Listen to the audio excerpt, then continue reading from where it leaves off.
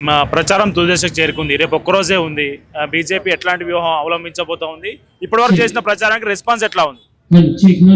మేము ప్రత్యేకంగా వ్యూహం రచించవలసిన అవసరం లేదు. మా వ్యూహమే నీతి నిజాయితీ దేశం గురించి పోరాడే పార్టీ.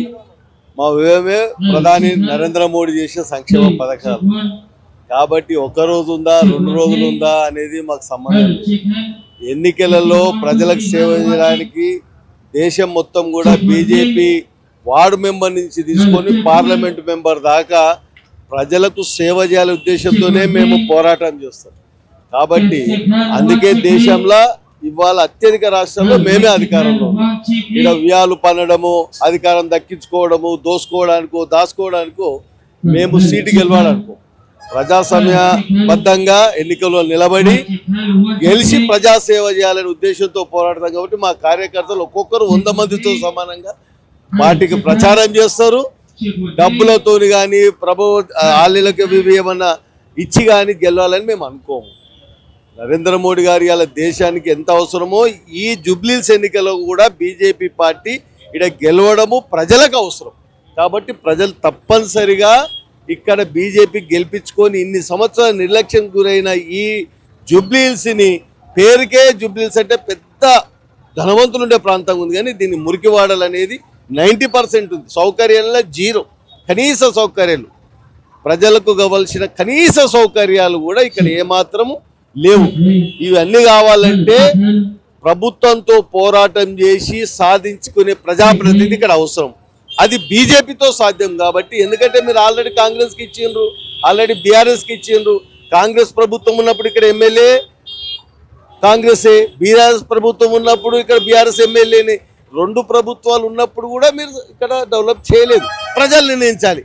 ఈ 2 ప్రభుత్వాల నుండి అక్కడి ప్రభుత్వంలో ఉన్న ఎమ్మెల్యే గెలిచిన తర్వాత కూడా ఇక్కడ కనీసం నీటి సౌకర్యం కానీ, డ్రైనేజ్ సౌకర్యం కానీ, రోడ్ సౌకర్యం కానీ, వీధి లైట్లు కానీ ఏ రూపంగా చూసినా కానీ అనేక రకంగా ఇబ్బందిగా ఉన్నది.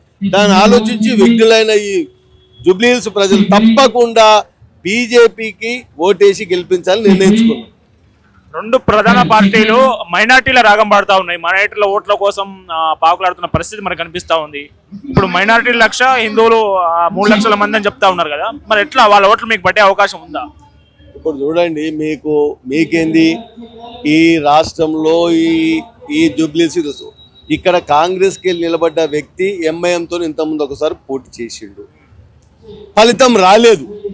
ఇప్పుడు దేనింది కుట్రపూరితంగా కాంగ్రెస్తో కొమ్మక్కై ఎట్టి పరిస్థితులలో ఇక్కడ కాంగ్రెస్ పార్టీ ఎంఐఎం రూపంలో గెలిపించుకోవాలి, భవిష్యత్తులో ఎంఐఎం పాగేయాలి. వాళ్ళ ప్రయత్నం అది. ఇవాళ ఇక్కడికి వెళ్ళి పోటీ చేసే వ్యక్తి రేపు టికెట్ రాకపోతే ప్రజాసంఘం ఒకసారి ఎమ్మెల్యే అయితే ప్రజలతో ఇంకా సంబంధాలు ఏర్పడతాయి. రేపు ఈ టికెట్ రాకుండా ఎంఐఎంకి వెళ్ళి పోటీ చేసి ఇక్కడికి వెళ్ళి మా ఎంఐఎం సీట్ గెలిపించుకొని ఈ ప్లాన్లో వాళ్ళు నిలబడ్డారు. కానీ ఇవాళ హిందువులు తెలుసు, మొన్న కూడా కిషన్ రెడ్డి గారికి అత్యధికంగా ఓట్లు వేసిరు ఇక్కడ. ఇప్పుడు కూడా అర్థమైపోయింది, ఓసారి ఈ రూపంలో వచ్చిండు, ఓసారి ఆ రూపంలో వచ్చిండు, ఏదన్నా కానీ ఇక్కడ పాగేయాలి. హిందువులు కూడా విజ్ఞతతో వివరించాలి. ఎందుకంటే ఇక్కడ హిందూ, ముస్లిం, క్రిస్టియన్ అని కాదు, ప్రజాసేవ చేయడంలో బీజేపీ పార్టీ చాలా ముందడుగులు ఉంటే 3 క్యాండిడేట్లో కూడా నీతికి నిజాయితీకి ప్రజలతోని ఎలాంటి కబ్జాలు చేయడం కానీ, బ్లాక్ మెయిలింగ్ చేయడం కానీ ఇలాంటి నేర చరిత్ర లేని దీపక్ రెడ్డికి వేసి కిషన్ రెడ్డికి తోడుగా ఇక్కడ ఎమ్మెల్యేగా పంపిస్తే అది ఇక్కడ ప్రజలకు లాభం జరుగుతుందని మాత్రం ప్రజలు అనుకుంటున్నారు. తప్పకుండా మా బీజేపీ పార్టీకి ఓటేసి గెలిపిస్తున్న పూర్తి నమ్మకం.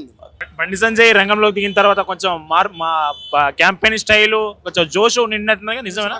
బండి సంజయ్ గారి వల్లనే జోష్ వచ్చింది, కిషన్ రెడ్డి వారి వల్ల జోష్ వచ్చింది కాదు.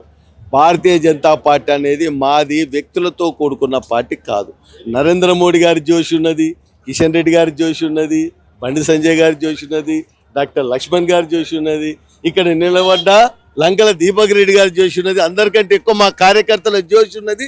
హిందూ ప్రజలు కూడా ఈసారి ఇక్కడికి వెళ్ళి తప్పనిసరిగా ఇక్కడ ఈ జూబ్లీహిల్స్ బాగుపడాలంటే నిజంగా కూడా ఒకసారి బీజేపీకి అవకాశం ఇవ్వాలని వాళ్ళు కూడా నిర్ణయించుకోరు. ఇది మొత్తానికి ఈసారి ఖచ్చితంగా బీజేపీ జూబ్లీహిల్స్ ప్రజలు బీజేపీని ఆదరించబోతా ఉన్నారని నా అభిప్రాయాన్ని వ్యక్తం చేస్తా ఉన్నారు బీజేపీ సీనియర్ నేత.